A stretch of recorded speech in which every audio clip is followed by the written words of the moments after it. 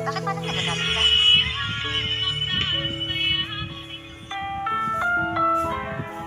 Ang programang ito ay rated SPG. Striktong patnubay at gabay ng magulang ang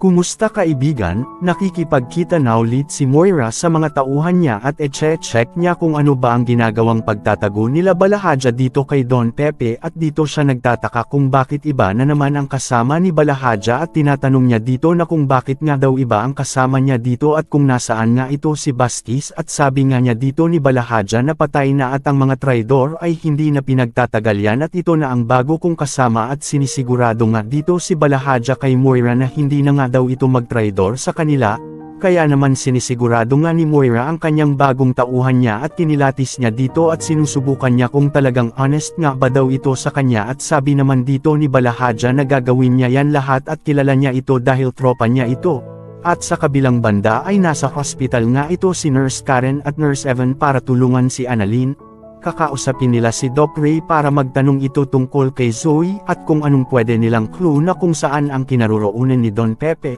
At dito magugulat si Doc Ray at sabi nga niya na nawawala pala si Don Pepe at sabi pa nga niya dito na alam na ba ito ni RJ at bakit nga daw ito hinahanap nila ito si Zoe. At dahil isa rin chismoso si Doc Ken ay makikita niya sila Nurse Karen at makikibalita ito dahil nga naririnig niya ang pangalan ni Zoe. At sabi nga niya dito na nagpakita na ba nila itong si Zoe at nagtataka naman si Doc Ray na what do you mean na nagpakita.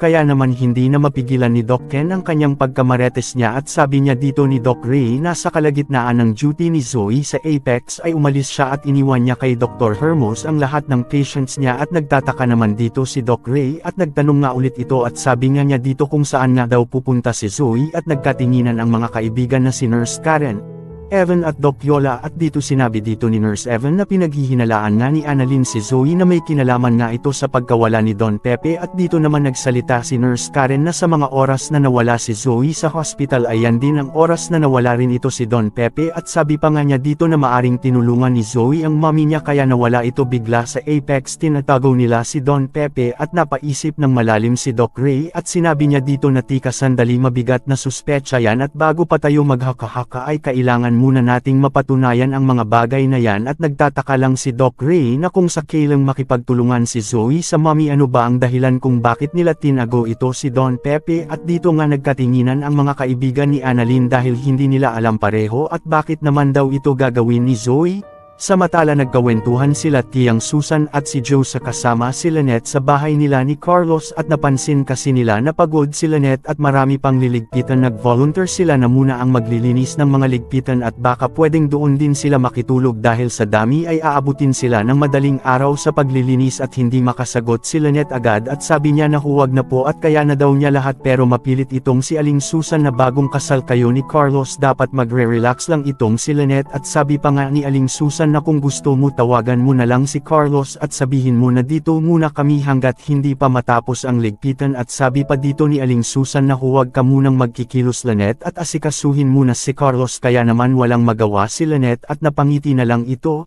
Sa kabilang banda naman ay nabalitaan ni Doc Carlos na wala si Annalyn sa Eastridge at nasa Apex si Annalyn para makahanap ng ebidensya na kung totoong wala nga bang kinalaman itong si Zoe sa pagkawala ng lolo niya at nagagalit nga itong si Carlos kay Annalyn at nag-alala si dito kay Zoe at sakto naman tumatawag itong si Lynette kay Carlos para magpaalam sana at dito sinabi ni Carlos kay Lynette at galit na galit ito na sinabi ni Lynette na umalis nga daw itong si Annalyn at nagpunta sa Apex at sabi pa nga dito ni Carlos na anong ebidensya nga daw ang hinahanap niya sa Apex bakit daw ang kulit ni Annalyn at sabi naman dito ni Lynette kung bakit nga daw nagagalit itong si Carlos at dito naman ay nagtataka sila Josa at Aling Susan na kung bakit kailangan pang lumayo si Lynette kapag tumatawag itong si Carlos na parang nagtatalo nga daw ang dalawa dahil nga ayaw ni Carlos na may bisita nga itong si Lynette kaya naman dito na malalaman ni Aling Susan at Josa na totoo pala ang sinasabi ng kanyang apo na si Annalyn na masama talaga ang ugali ni Carlos kaya napakarami pat ay ang mga susunod na video at huwag kalimutan mag-follow sa Talibon Blog.